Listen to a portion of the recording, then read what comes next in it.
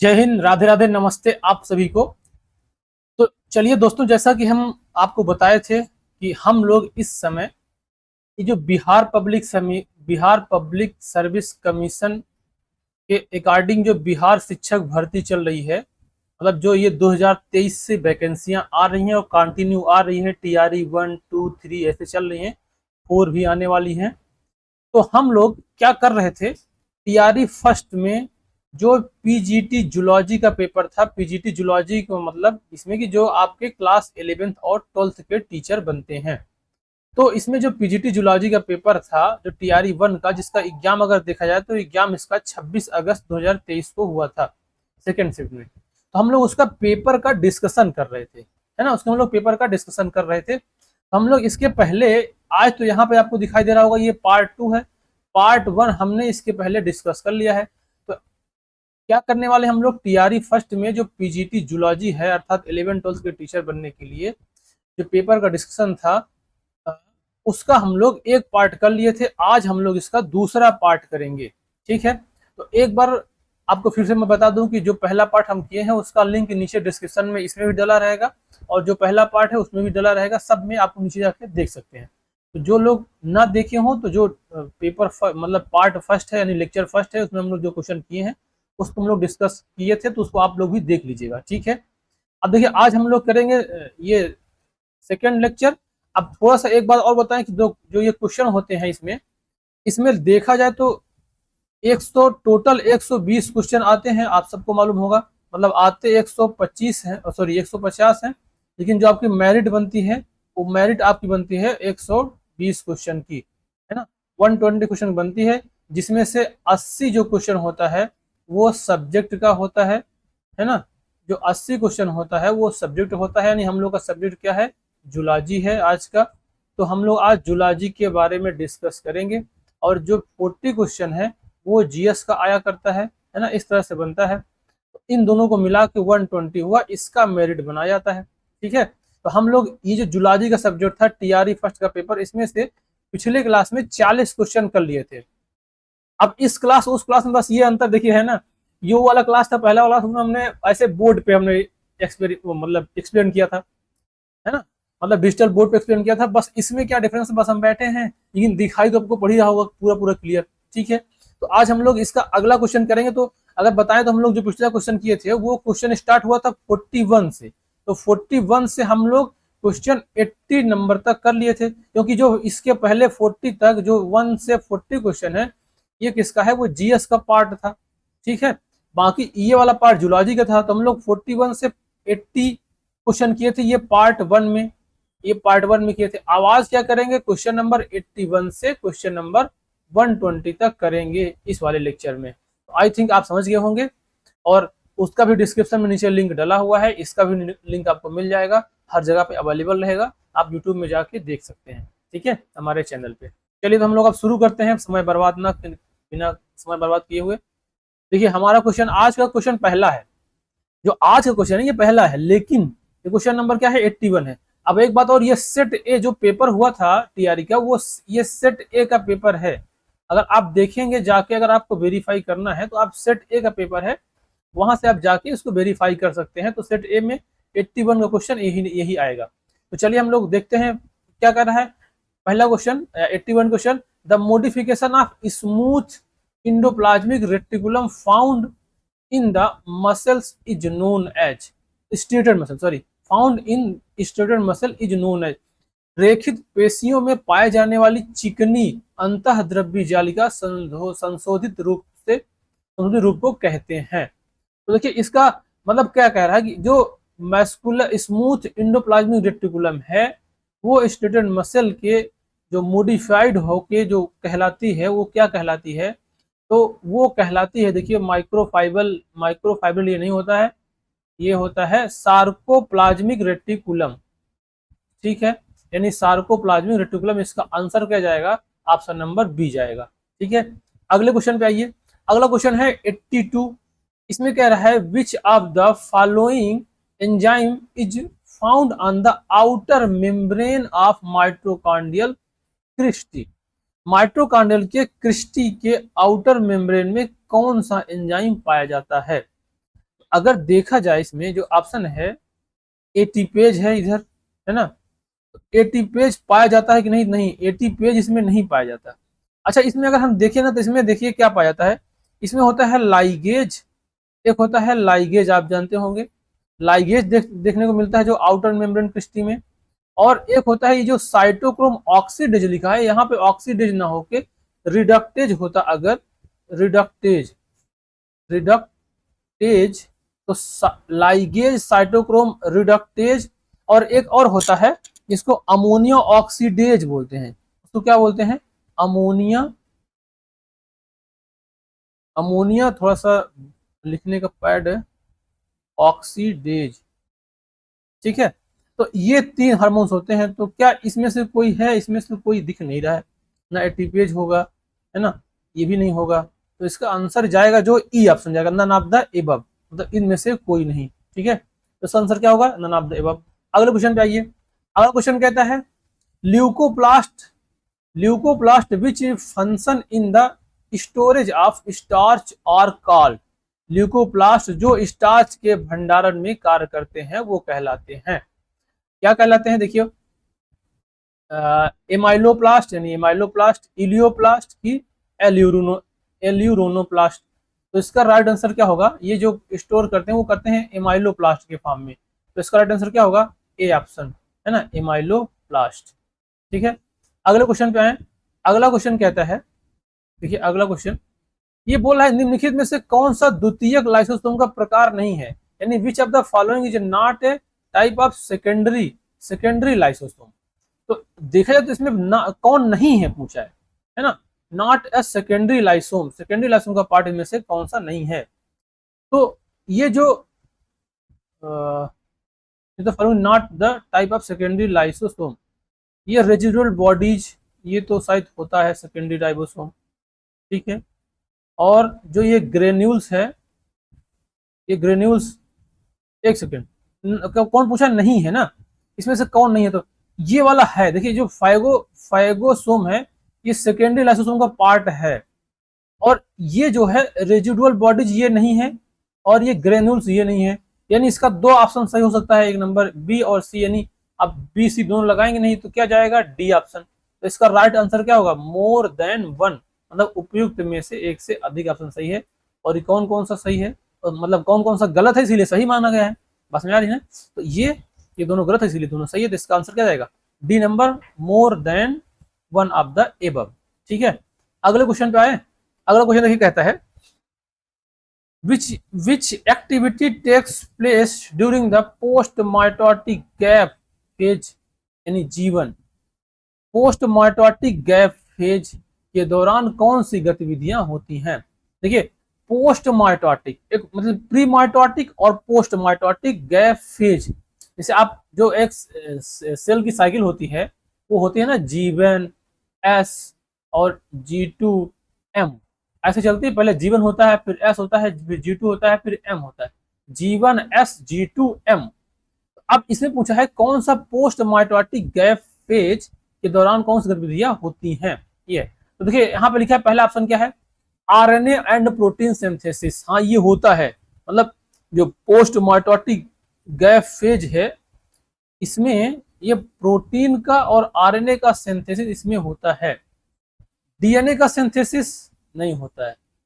अब यहाँ पे देखिए continuous RNA and protein synthesis, देखा जाए तो इस दोनों का मतलब लगभग सेम है, मतलब ये दोनों होता है, मतलब continuous of RNA and protein synthesis. और ये ए ऑप्शन जो है ये आरएनए एंड प्रोटीन सिंथेसिस ये दोनों होते हैं। तो इसका आंसर क्या होना चाहिए? मतलब इसमें 2 सही है, ए और सी यानी। तो इसका आंसर मोर देन 1 होना चाहिए। लेकिन आपके जानकारी के लिए बता दें, जो आयोग ने आंसर दिया था वो केवल और केवल ए दिया था, ऑप्शन नंबर ए। तो आप लोग भी इसको बताइएगा। हमारे हिसाब से तो ये ए और डी सी दोनों सही है, नहीं ऑप्शन इसका जाएगा मोर देन 1 सही है, नहीं डी ऑप्शन होना चाहिए। लेकिन आयोग ने पता नहीं क्यों इसको ए ऑप्शन दे दिया है, ये समझ नहीं पा रहे थे, है ना।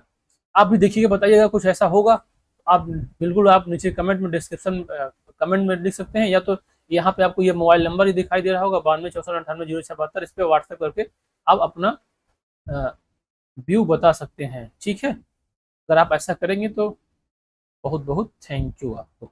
चलिए अगले आते हैं, अगला क्वेश्चन पे आते हैं। Synapsis takes place during, synapsis मतलब ये कहाँ पे होता है? ये देखिए सेल साइकिल का क्वेश्चन है। लेप्टोटीन स्टेज में होता है कि जाइगोटीन में होता है कि पैसिजीन, तो कहाँ होता है? ये जाइगोटीन में होता है। कहाँ होता है? जाइगोटीन के दौरान सिनेप्सिस होता है ना। अब अगला क्वेश्चन पे आइए। अगला क्वेश्चन कौन है? 86 सॉरी 87। 87 क्वेश्चन क्या कहता है? देखिए, विच of the following, which of the following is an example of simple protein. पूछा है कि इनमें से सिंपल प्रोटीन कौन है? तो ये थायरोग्लोब्यूलिन, ये सिंपल प्रोटीन नहीं है। हीमोग्लोब्यूलिन, ये भी सिंपल प्रोटीन नहीं है। और ये सेरुलोप्लाज्मिन, ये भी सिंपल प्रोटीन लग नहीं रहा है ना। मतलब देखा जाए तो ना ये कोई भी सिंपल प्रोटीन नहीं है। तो इसका आंसर मतलब क्या होगा कि नन ऑफ द एबव होना चाहिए। इसका आंसर क्या होना चाहिए? ये वाला ई नंबर। तो इसका राइट आंसर क्या होगा? E number, none of the above. ठीक है, अगले क्वेश्चन पे आइए। अगला क्वेश्चन कहता है कि which of the following liver cell phagocytose dead and inactive RBC.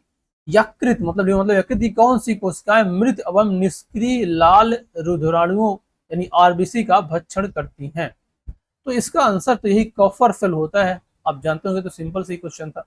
Copper cell जो होते हैं, जो लीवर में पाए जाते हैं, इन्हीं इनका भक्षण करते हैं। इसका आंसर क्या होगा? B, option number B. ठीक है, अगला क्वेश्चन चलते हैं। देखिए अगला क्वेश्चन कहता है, क्वेश्चन नंबर 89। ये पूछा है which marriage should be prohibited from biological point of view. आप जानते हो कि एक फैक्टर होता है RH पॉजिटिव, और जिसमें पाया जाएगा उसको बोला जाएगा RH पॉजिटिव, और जिसमें नहीं पाया जाएगा उसको बोला जाएगा RH निगेटिव।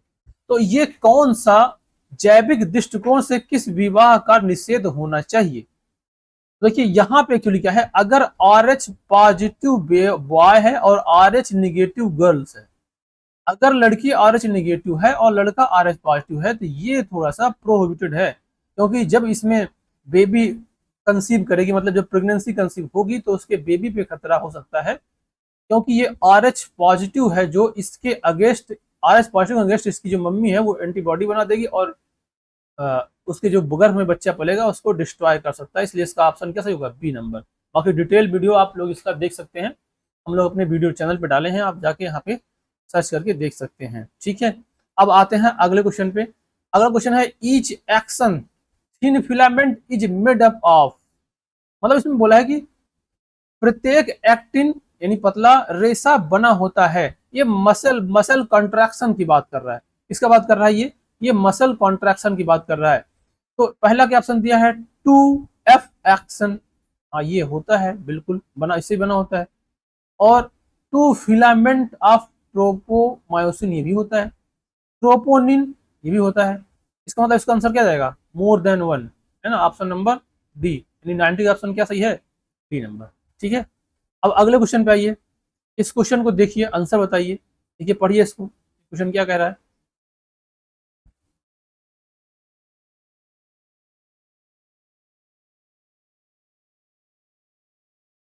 हिंदी से थोड़ा हट जा रहा है, जैसे दिखाई दे सबको। देखिए ये कह रहा है Cushing Cushing syndrome occurs due to maximum secretion of thyroxine. नहीं, ये थायरॉक्सिन तो थायराइड वाला है ना। No secretion of growth hormones, ये भी नहीं होगा। मैक्सिमम सिक्रीशन ऑफ कॉर्टिसोल, अगर ये कॉर्टिसोल का सिक्रीशन मैक्सिमम होगा तभी जगह कुशिंग सिंड्रोम होते हैं। अगर कॉर्टिसोल का सिक्रीशन मैक्सिमम होने लग जाएगा तो कुशिंग सिंड्रोम होने की संभावना है। इसलिए इसका ऑप्शन क्या सही है? ऑप्शन नंबर सी, है ना। अगले क्वेश्चन पे आइए। अगला क्वेश्चन है which of the following method is used to measurement of population density for more mobile organism. अधिक गतिशील जीवों के लिए जनसंख्या घनत्व के मापन के लिए निम्नलिखित में से किस विधि का उपयोग किया जाता है? एक्चुअली ये क्वेश्चन इकोलॉजी में आएगा, बायोडाइवर्सिटी में आएगा, और आप लोग अगर MSc किए होंगे, क्योंकि आप मोस्टली आप MSc किए होंगे, बिना MSc का फॉर्म भर नहीं सकते हैं PGT के, तो वहां पे आप शायद पढ़े होंगे बायोस्टैटिक्स। एक टॉपिक होता है बायोस्टैटिक्स। ठीक है, तो वहां पे आपको पढ़ाया गया होगा कि अधिक गतिशील जीवों के लिए जनसंख्या घनत्व के मापने के लिए निम्नलिखित में से कौन या किस किस विधि का उपयोग किया जाएगा। तो एक्चुअली उसमें कैसे विधि का यूज करते हैं ना, पहले उसको कैप्चर करते हैं फिर रिकैप्चर करते हैं, कैप्चर रिकैप्चर कैप्चर रिकैप्चर। तो इस मेथड से हम लोग अगर कोई मोटाइल ऑर्गेनिज्म है तो उसके पॉपुलेशन डेंसिटी को काउंट कर सकते हैं। तो इसका ऑप्शन क्या जाएगा, ए ऑप्शन। ठीक है, अगला क्वेश्चन पे आइए। Desert ecosystem is characterised by, मरुस्थलीय पारिस्थितिक तंत्र की क्या विशेषता है ना? मतलब मरुस्थल क्या, इसको क्या, या तो देखिए या तो बिल्कुल बहुत गर्म हो वो भी मरुस्थल है, या बहुत ठंडा हो, है ना, जैसे बहुत ज्यादा बर्फ है वहां पे कुछ प्रोडक्शन नहीं हो रहा है तो क्या कहलाएगा, मरुस्थल तो भी कहलाएगा ना। तो या तो बहुत गर्म हो या तो बहुत ठंडा हो, दोनों मरुस्थल कहलाता है। तो अब इससे अकॉर्डिंग इसको पढ़ना है और इसको ऑप्शन बताना है। यहाँ देखिए, abundance of tree and consist of biologically interested community, यह पेड़ों के बहुताय और जैविक रूप से एक समुदाय को मिल बनाता है। ये तो गलत होगा। अगर डेजर्टेशन होगा तो बहुत ज्यादा डेजर्ट में बहुत ज्यादा प्लांट नहीं पाए थे। Dominant by grass and other herbaceous यानी नॉन वुडी प्लांट, ये भी नहीं। अगर डेजर्ट में कुछ होता ही नहीं तो ग्रास की बात क्या होगा, ये गलत ही होगा, है ना। ये है देखिए, एक्सट्रीमली हाई, या तो टेम्परेचर हाई होगा या low temperature with low rainfall, मतलब बारिश भी कम होगी, और ये सेक्रेस और नो वेजिटेशन, है ना। मतलब या तो वहां पे टेम्परेचर बहुत हाई रहेगा या तापमान बहुत कम रहेगा, वर्षा बहुत कम होगी, दुर्लभ होगी, मतलब और कोई वनस्पति देखने को नहीं मिलेगी। तो यही होता है डेजर्ट की विशेषता, यानी ऑप्शन नंबर सी सही हो जाएगा। ठीक है, अगला क्वेश्चन पे आइए। देखिए ये वाला question, which of the following chromosome from adenohypophysis control the function of seminiferous tubules. अब देखा जाए, जो आपकी ये जो टेस्टिस होती है ना, टेस्टिस में पाई जाती है आपकी सेमनीफेरस ट्यूब्यूल्स, इसी में स्पर्म का फॉर्मेशन होता है। कौन सी प्रोसेस से, स्पर्मेटोजेनेसिस होता है। क्या होता है, स्पर्मेटोजेनेसिस। अब देखिए इसमें पूछा कि इस जब होता है एडेनोहाइपोफाइसिस, मतलब ये जो पिट्यूटरी ग्लैंड है, तो पिट्यूटरी ग्लैंड जो होती है वो पिट्यूटरी ग्लैंड, इसमें से कौन सा हार्मोन रिस्पॉन्सिबल है इसके लिए, जो कि सेमनीफेरस ट्यूब्यूल्स को कंट्रोल करता है। अगर देखा जाए तो इसका आंसर जो होगा, इसका आंसर ये फॉलिकुलर स्टिमुलेटिंग हार्मोन्स है, ये FSH होना चाहिए, है ना। लेकिन इसमें भी एक बात बताएं आपको, इसमें भी आयोग ने इसको LH माना है ना। यानी आयोग ने, जो BPSC आयोग ने इसका आंसर दिया है वो ऑप्शन नंबर ए दिया है, लेकिन हमारे अनुसार ये बी सही होगा। आप इसको भी देखिएगा और बताइएगा कि इसमें से क्या ऑप्शन सही हो सकता है। वैसे ये बी सही है, क्योंकि हम लोग यही पढ़े हैं, जो फॉलिकुलर स्टिमुलेटिंग हार्मोन्स है वो सेमनीफेरस ट्यूब्यूल्स के उसमें को नियंत्रित करता है, मतलब कंट्रोल करता है कितना बनेगा कितना नहीं बनेगा।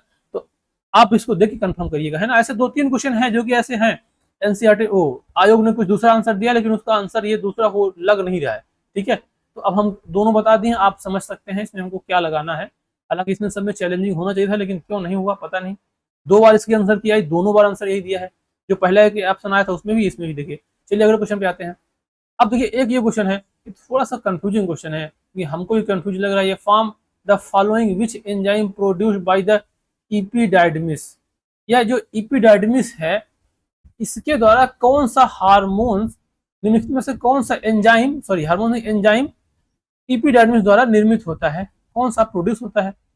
अब ये थोड़ा सा कंफ्यूजन है, acid phosphatase, neutral alpha glycosidase, है ना, और एल कैर्निटीन, इसमें थोड़ा कंफ्यूजन है। लेकिन आपका जो ये BPSC आयोग ने इसका तीनों ऑप्शन को सही माना, यानी ये तीनों हार्मोन प्रोड्यूस होते हैं, इसका मतलब इसका आंसर उन्होंने ये ऑप्शन डी ने माना है ना। लेकिन हमको थोड़ा कंफ्यूजन है, ये आप भी देखिएगा, ये थोड़ा सा हाई लेवल का क्वेश्चन है। अब BPSC में यहाँ इस तरह के क्वेश्चन, कुछ क्वेश्चन मिलते हैं, है ना। अब पता नहीं BPSC वाला ऐसा क्वेश्चन लोगों को पढ़ाते भी हैं कि पता नहीं, केवल क्वेश्चन ही कराते हैं, दे देते हैं, बस हो गया। ठीक है, आप बताइएगा इसको। चलिए, तो इसका आंसर होना चाहिए डी, है ना, क्योंकि आयोग ने यही दिया है। अब अगला क्वेश्चन पे आते हैं, क्वेश्चन नंबर 96।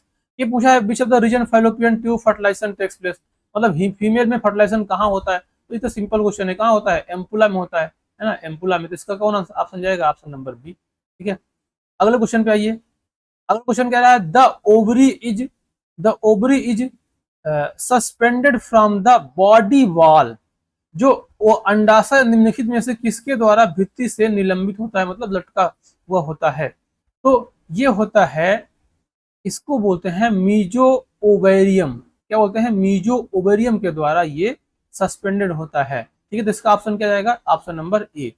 अगला क्वेश्चन पे आइए, the puberty change in the secondary sex character result from increasing level of which of the following hormones, इनमें से कौन सा हार्मोन्स है जो कि सेकेंडरी सेक्सुअल कैरेक्टर के जो चेंजेस आते हैं उसमें पार्टिसिपेट करता है। तो देखिए, इसमें ग्रोथ हार्मोन्स नहीं होता है, प्रोलैक्टिन नहीं होता, इसका हार्मोन होता है गोनाइडल स्टेरॉइड हार्मोन्स। मतलब इसमें जो गोनाइडल स्टेरॉइड हार्मोन्स हैं वही इसमें पार्टिसिपेट करते हैं। अब गोनाइडल स्टेरॉइडल हार्मोन जो होते हैं ये कौन कौन सा होता है आप जानते होंगे। एक होता है क्या? गोनाइडल, एक सेकेंड बस, एस्ट्रोजन होता है और टेस्टोस्टेरोन होता है ना, एस्ट्रोजन और कह लीजिए टेस्टोस्टेरोन, यही दो हार्मोन्स होते हैं। ठीक है, चलिए, तो इसका ऑप्शन क्या आएगा? A option. दूसरा क्वेश्चन नंबर 99 पे आइए, during spermatogenesis the type B spermatogonia divide by, शुक्राणु जनन के दौरान जो बी प्रकार का शुक्राणु जन है वो किसके द्वारा विभाजित होता है? ए माइटोसिस, मियोसिस। देखिए, जो सबसे पहले जो रहता है ना वो बनता है स्पर्मेटोगोनिया। अब इसी से स्पर्मेटोगोनिया जो है यही जाके प्राइमरी स्पर्मेटोगोनिया बनाया था, प्राइमरी स्पर्मेटोसाइट। अब इसके पहले प्राइमरी स्पर्मेटोसाइट पढ़ने के पहले ये जो बनते हैं ये दो टाइप के बनते हैं। तो ये जो बनता है ना ये दो टाइप का, ये माइटोसिस के बाद ही बनता है, इसमें होता है माइटोसिस। यानी क्यों? अब ये ऐसा क्यों होता है? क्योंकि देखिए ये भी 2n है और जो ये बनता है ये भी 2n कंडीशन में रहता है, इसीलिए इसका राइट आंसर क्या जाएगा? माइटोसिस, यानी ऑप्शन नंबर बी। ठीक है, तो उसका राइट आंसर क्या होगा? बी। अब अगला क्वेश्चन पे आते हैं, देखिए, the fusion of sperm oocyte membrane cause to occurs, शुक्राणु और डिम्बाणु जन कोशिका झिल्लियों के संलयन का कारण क्या है? किन सिलेक्शन, ये गलत है, ये पता नहीं कहां से आ गया। कॉर्टिकल रिएक्शन, देखिए ये सही है डाटा, ये कॉर्टिकल रिएक्शन और क्रोमोसोमल रिएक्शन ये भी हो सकता है, यानी इसका ऑप्शन बी और सी सही है, यानी ऑप्शन मोर देन वन सही होगा, यानी ऑप्शन नंबर इसका क्या सही होगा? डी। ठीक है, अब लेकिन इसमें बता दें, इसमें आयोग ने केवल इसका बी ऑप्शन दिया है, यानी कॉर्टिकल रिएक्शन। अब देखिए एक्रोसोमल रिएक्शन भी तो होता है, क्योंकि जो स्पर्म के जो बाहर का पार्ट होता है सबसे ऊपर एक्रोसोम होता है, और वही एक्रोसोम रिएक्ट करके उसके कोरोना रेडिएटा को ब्रेक करके पेनिट्रेट करता है ओवम को, इसलिए हमारे हिसाब से क्या सही है? ऑप्शन नंबर डी होना चाहिए इसका। लेकिन उसने क्या दिया है? कॉर्टिकल रिएक्शन और एक्रोसोमल रिएक्शन में से केवल इसको दे दिया है। ठीक है, तो इसका राइट आंसर डी होना चाहिए। इसको भी आप देखिएगा, समझिएगा और बताइएगा। जैसा भी आपको अच्छा लगे कमेंट नीचे कमेंट कर सकते हैं, या नंबर ये है, इस नंबर पे आप व्हाट्सएप कर सकते हैं। ठीक है, चलिए अगले क्वेश्चन पे आते हैं। अगला question, at what interval pregnancy the foetus feel entire uterus, गर्भावस्था के किस अंतराल में भ्रूण पूरी तरह से गर्भाशय को भर देता है? देखिए, जब जायगोट बनता है तो जायगोट पहले छोटा रहेगा, फिर वो जायगोट धीरे धीरे बढ़ेगा, जिसको हम लोग क्या बोलेंगे? एम्ब्रियो बोलेंगे। और यही एम्ब्रियो आगे आके यूटेरस में क्या होता है? इम्प्लांट होता है। तो जब ये इम्प्लांट होगा तो इम्प्लांट होने के बाद इसका डेवलपमेंट होगा, तो ये कितने दिन बाद पूरा यूटेरस में पूरा पूरा फिल हो जाएगा? तो ये जो होता है ये 12 वीक बाद, यानी फर्स्ट ट्राइमेस्टर, आप जानते होंगे इसको 3 ट्राइमेस्टर में डिवाइड किया गया, तो फर्स्ट ट्राइमेस्टर जो 12th वीक होता है, इसी में अगर इतना हो जाएगा तब ये जाके पूरी तरह से यूटेरस को क्या कर देगा? भर देगा। ठीक है, तो इसका ऑप्शन क्या आएगा? A option. ठीक है, अगला क्वेश्चन देखिए, the hormones involve in the process of parturition, simple सा क्वेश्चन है, प्रसव की प्रक्रिया में कौन सा हार्मोन शामिल है ना? LH FSH ये नहीं होता, एस्ट्राडियल प्रोजेस्टेरोन नहीं होता, इसका आंसर होगा ऑक्सीटोसिन और रिलैक्सिन।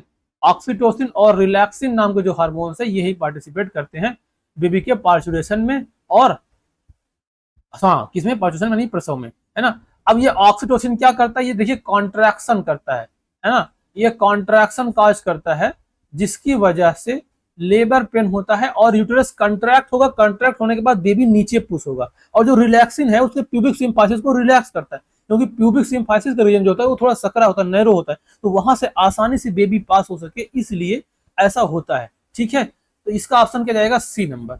अब ऑक्सीटोसिन का एक रोल और है, बताइए, आप बताइएगा मिल्क इजेक्शन में होता है कि मिल्क प्रोडक्शन में। आप नीचे कमेंट में बताइएगा कि जो ऑक्सीटोसिन होता है उसका रोल एक में और देखने को मिलता है, या तो मिल्क प्रोडक्शन की मिल्क इजेक्शन में। ठीक है, इस आपको बता रहे हैं, आप बताइएगा इसको। अगले पे आते हैं, अगला क्वेश्चन देखिए क्या कह रहा है, word the word first test to baby born in 1978। 1978 में दुनिया की पहली टेस्ट ट्यूब बेबी जो हुई वो कौन थी, तो वो तो यही थी, देखिए सबको याद होगा, लुइस ब्राउन थी वर्ल्ड की। और हमारे इंडिया की बात करें तो इंडिया में सबसे पहले ये थी in India, in India, India में कौन थी, कनपुरिया अग्रवाल सबसे पहली टेस्ट ट्यूब बेबी थी। पूरे वर्ल्ड की बात करें तो ये होगा, तो इसका ऑप्शन क्या पूछा है वर्ल्ड में, तो इसका आंसर क्या होगा, ए ऑप्शन लुइस ब्राउन। ठीक है, अगला क्वेश्चन क्या है, द अवेलेबल मेल कंट्रासेप्टिव और sorry the available male contraceptive for male और पुरुष के लिए उपलब्ध गर्भ निरोधक क्या है। ये मुंह द्वारा खाई जाने वाली पिल्स, ये तो फीमेल्स यूज करते हैं। इंजेक्टेबल या डायफ्राम फीमेल का है ना, ये दोनों ऑप्शन नहीं होगा। यानी वैक्सेक्टोमी, यानी जो वास्ट डिफेंस को काट के बांध देते हैं इसको नसबंदी बोलते हैं। और कंडोम कौन यूज करता है, ये फीमेल यूज करते हैं। हालांकि कंडोम मेल का भी होता है लेकिन वैक्सेक्टोमी फीमेल का है, सॉरी मेल का है, इसलिए इसका ऑप्शन क्या जाएगा, ऑप्शन नंबर सी सही है। ठीक है, अगले क्वेश्चन पे आइए, which was the first well recorded European outbreak of the sexually transmitted disease. यौन संचारित रोग यानी एसटीडी का पहला अच्छी तरह से दर्ज किया गया यूरोपीय प्रकोप कौन सा था। मतलब यहाँ बीमारी दी गई है, एसटीडी, क्लैमाइडिया, सिफेलिस, गोनोरिया, इसमें से कौन सी बीमारी ऐसी है जो यूरोप में सबसे पहले देखी गई है और उसका प्रकोप बहुत ज्यादा था। तो एक्चुअली ये बीमारी जो है ना वो सिफिलिस है।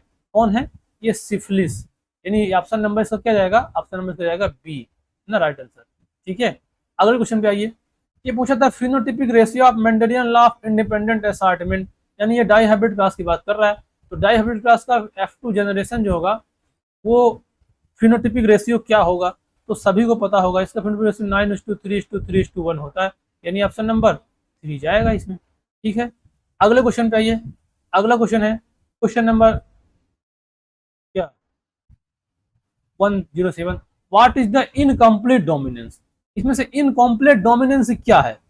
अच्छा, इनकम्प्लीट देखा जाए तो नो एलील कैन बैक और mask the expression of the other, ये ऑप्शन तो गलत लग रहा है थोड़ा सा, लेकिन ये सही भी लग रहा है थोड़ा सा कि इनकम्प्लीट डोमिनेंस में एलील कैन ब्लॉक करते हैं या मास्क, मास्क काम तो इपिस्टेसिस में होता है।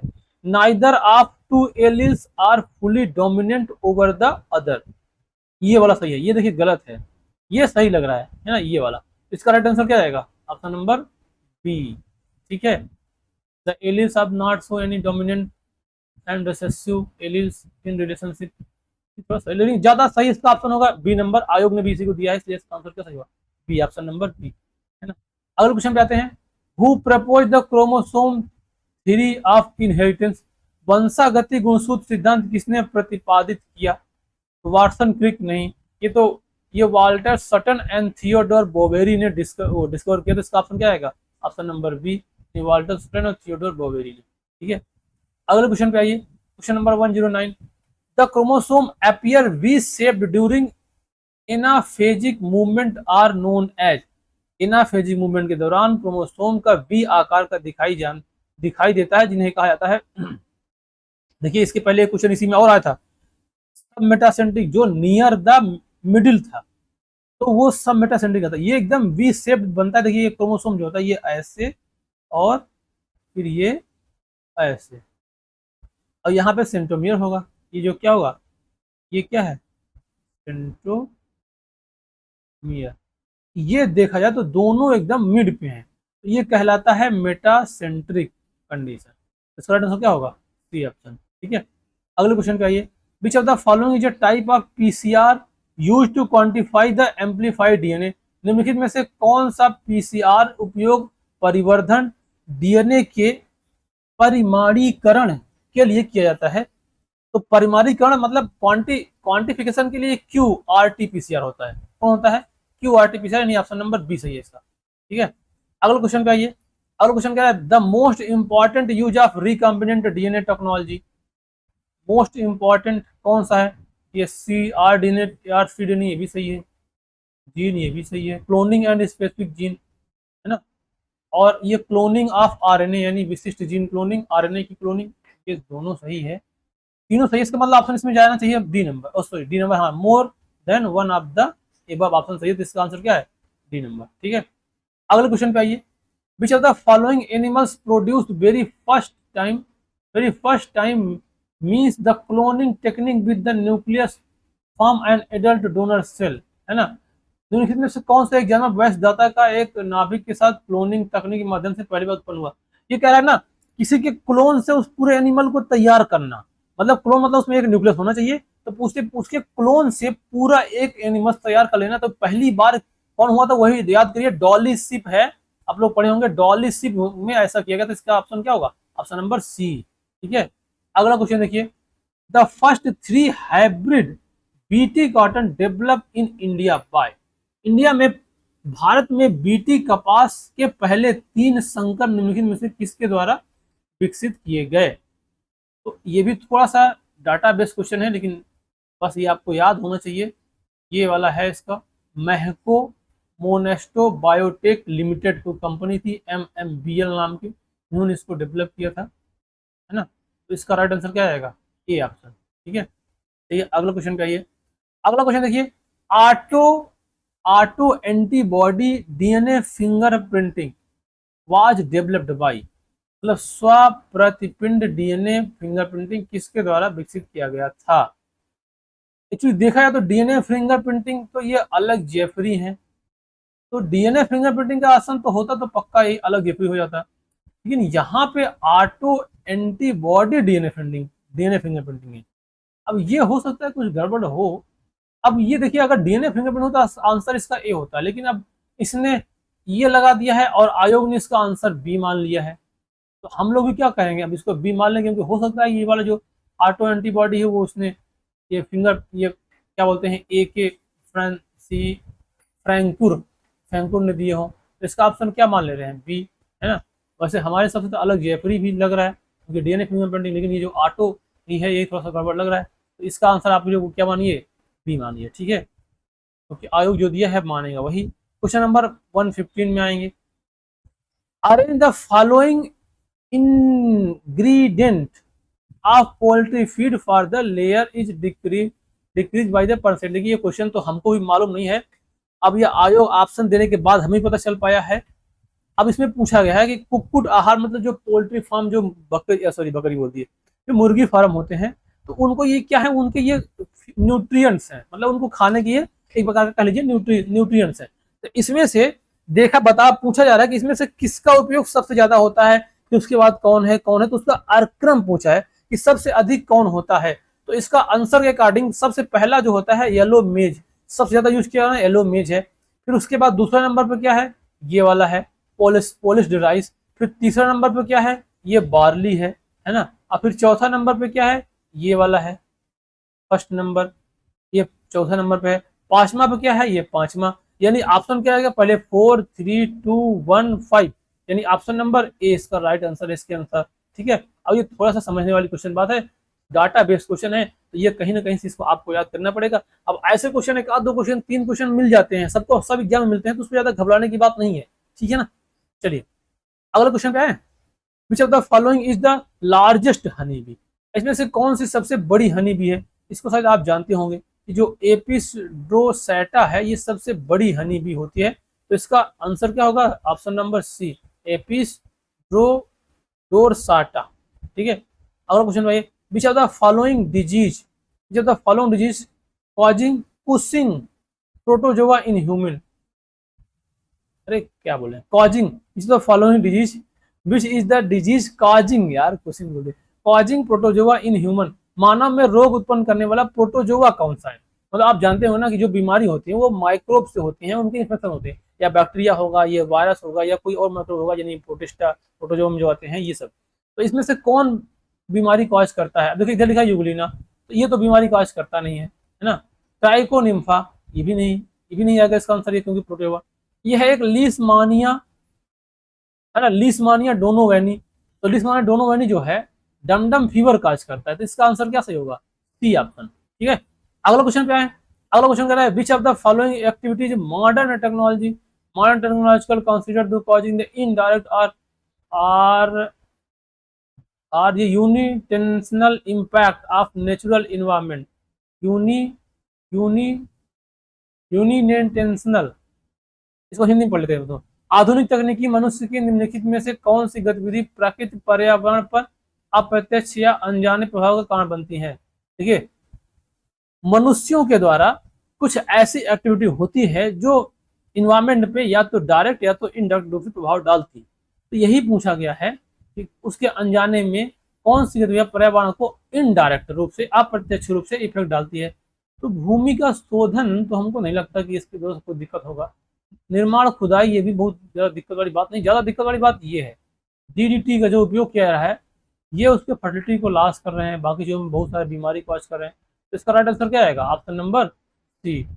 अगले क्वेश्चन पे आइए। अगला question, which of the following tree got nearly extinct with the extension of dodo animal. देखिए ये भी एक क्वेश्चन, ये भी नया क्वेश्चन है, डाटाबेस क्वेश्चन है। अगर ये आपको याद नहीं होगा अभी कहाँ से क्वेश्चन आया है ना, ये देखा है तो ये इन्वायरमेंट का क्वेश्चन हो सकता है, बायोडाइवर्सिटी का। तो डोडो जानवर हैं वो विलुप्त होने से कौन से पेड़ लगभग विलुप्त हो गए? एक्चुअली ये है, क्या बोलते हैं इसको, कैलवेरिया। ये कैलवेरिया है, इसको डोडो ट्री बोलते थे, डो ट्री। ठीक है, अब देखिए जब ये गायब हुआ डोडो, तो ये डोडो ट्री भी गायब हो गए, क्योंकि डोडो जो जानवर था वो डोडो ट्री का पॉलिनेशन में हेल्प करता था। अगर वो नहीं कर पाया तो उनका पॉलिनेशन नहीं हुआ, अगले आने वाले में फल फूल सीड बने ही नहीं, तो सीड बने ही नहीं तो ये सर्वाइव कैसे करेंगे? तो इसीलिए ये गायब हो गया। तो ये कलवेरिया जो है, कलवेरिया नाम का जो ट्री है उसको डोडो ट्री बोलते हैं। इन्होंने डोडो जानवर विलुप्त होने के साथ साथ विलुप्त हो गया। अब देखिए ये क्वेश्चन है लास्ट क्वेश्चन आज का भी, और ये जुलॉजी का जो पेपर टीआरई पेपर 1 हुआ था उसका भी ये लास्ट क्वेश्चन है, जब का 26 अगस्त 2023 को हुआ था। Which of the following is the acute health effect due to the exposure to very high level of radiation. मतलब अत्यधिक उच्च स्तर के विकिरण के संपर्क में आने के कारण निम्नलिखित में से कौन सी तीव्र स्वास्थ्य प्रभाव होता है? बहुत जल्दी व बहुत ज्यादा उसका इफेक्ट दिखेगा अगर अत्यधिक उच्च स्तर का रेडिएशन है। तो इनमें से कौन सी बीमारी बहुत जल्दी ही बहुत ज्यादा देखने को मिल जाएगी? तो देखा जाए तो स्किन बर्न बिल्कुल बहुत तेज होगा, अगर ऐसा होगा तो जल्दी देखने को मिलेगी, तेज होगा। रेडिएशन सिकनेस, मतलब रेडिएशन की बीमारियां, और स्किन बर्न मतलब त्वचा में जलन ही देखने को ज्यादा मिलेगा। तो इसका आंसर क्या सही होना चाहिए? A option, option number A सही है इसका। अब ये सब भी हो सकता है लेकिन इतना तीव्र बहुत तेज नहीं होगा, इसलिए हो सकता है इसको ये लोग मान लिया कि इतना सही नहीं है। लेकिन इसमें क्या आंसर सही होगा? इसका ऑप्शन क्या सही होगा? A option. ठीक है, तो ये हम लोग देखिए पढ़ लिए आज पूरा ये जुलॉजी के जितने पेपर थे। जुलॉजी का जो आपका टीआरई 1 का पेपर है, जो आपका इस एग्जाम कब हुआ था? 26/8/2023। तो इसमें हम लोग जो जुलॉजी सब्जेक्ट था उसको पूरी तरह से कर लिए हैं 2 लेक्चर में, है ना। 2 लेक्चर में हम लोग इसको पूरा कंप्लीट कर लिए हैं। ठीक है, तो दोनों लेक्चर का लिंक नीचे डिस्क्रिप्शन में आपको मिल जाएगा, आप जाके पहला वाला भी और दूसरा वाला भी देख लेंगे।